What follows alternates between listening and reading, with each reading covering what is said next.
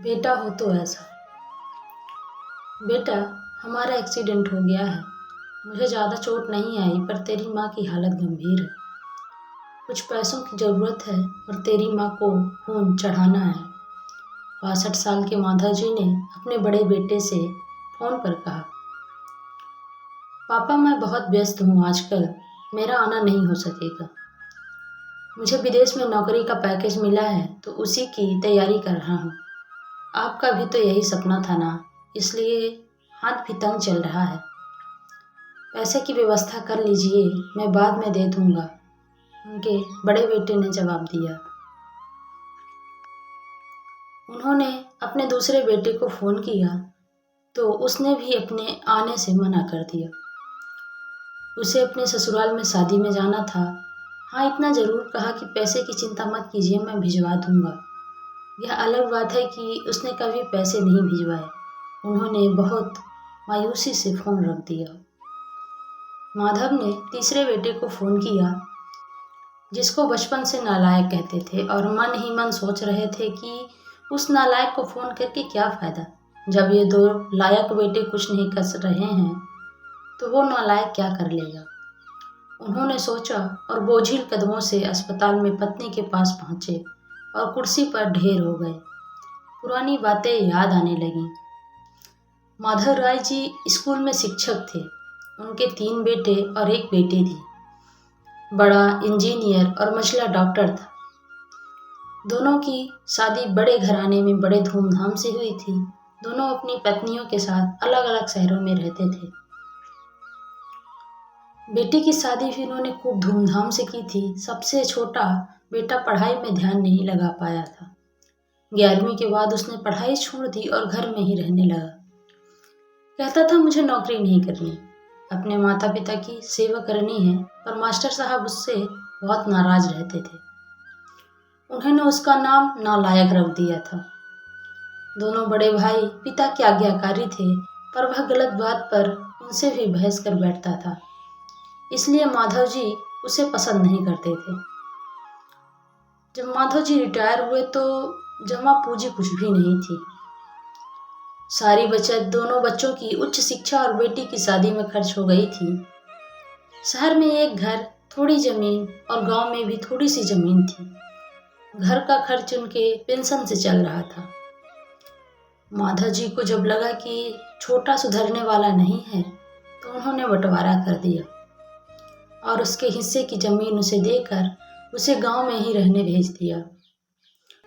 हालांकि वह जाना नहीं चाहता था, पर पिता की जिद के आगे झुक गया और गांव में ही झोपड़ी बनाकर रहने लगा।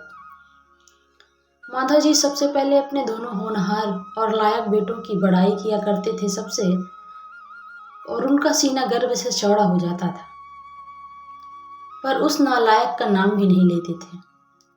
2 दिन पहले दोनों पति पत्नी का एक्सीडेंट हो गया था। वह अपने पत्नी के साथ सरकारी अस्पताल में भर्ती थे। डॉक्टर ने उनकी पत्नी को ऑपरेशन करने को कहा था।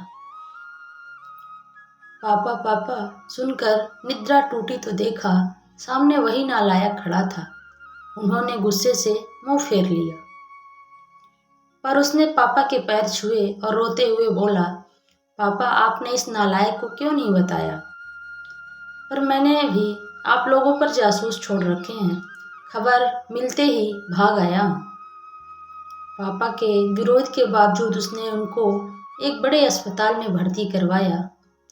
माँ का ऑपरेशन कराया, अपना खून दिया, दिन रात उनकी सेवा में लगा रहा। एक दिन वह गायब हो गया। वह उसके बारे में फिर से बुरा सोचने लगे थे कि तीसरे दिन वह वापस आ गया। महीने भर में ही माँ एकदम भली चंगी हो गई। वह अस्पताल से छुट्टी लेकर उन लोगों को घर ले आया। माधव जी के पूछने पर बताया कि खैराती अस्पताल था, पैसे नहीं लगे। घर में नौकरानी थी ही। वह उन लोगों को छोड़कर वापस गांव चला गया। धीरे धीरे सब कुछ सामान्य हो गया। एक दिन यूं ही उनके मन में आया कि उस नालायक की खबर ली जाए। दोनों जब गांव के खेत पर पहुंचे तो झोपड़ी में ताला देखकर चौंके। उनके खेत में काम कर रहे आदमी से पूछा तो उसने कहा, यह खेत अब मेरे हैं। क्या, यह खेत तो? उन्हें बहुत आश्चर्य हुआ। हाँ, उसकी माँ की तबीयत बहुत खराब थी, उसके पास पैसे नहीं थे, तो उसने अपने सारे खेत मुझे बेच दिए। वह रोजी रोटी की तलाश में दूसरे शहर चला गया है। बस यह झोपड़ी उसके पास रह गई है। यह रही उसकी चाबी, उस आदमी ने कहा। वो झोपड़ी में दाखिल हुए तो बरबस उस नालायक की याद आ गई। टेबल पर पड़ा लिफाफा खोलकर देखा तो उसमें रखा अस्पताल का 9 लाख का बिल उनको मुंह चिढ़ाने लगा। उन्होंने अपनी पत्नी से कहा, जानकी तुम्हारा बेटा नालायक तो था ही, झूठा भी है। अचानक उनकी आंखों से आंसू गिरने लगे और वह जोर से चिल्लाए, तू कहाँ चला गया नालायक?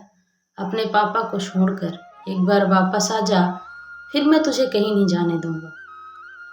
उनकी पत्नी ने, आंसू बहे जा रहे थे और माधव जी को इंतजार था अपने नालायक बेटे को अपने गले से लगाने का। सचमुच बहुत नालायक था वो। अगर ये कहानी आपकी आंखें नम कर देना तो ये समझिएगा कि हमारे अंदर भी एक नालायक है। अगर आपको हमारी ये कहानी पसंद आए तो लाइक करें, कमेंट करें और अपने फ्रेंड सर्कल में शेयर ज़रूर करें और हमें कमेंट करके बताएं कि आपको ये कहानी कैसी लगी। हमारे चैनल को सब्सक्राइब करके बेल आइकन को भी प्रेस कर लें। मिलते हैं नई कहानी में, तब तक के लिए धन्यवाद।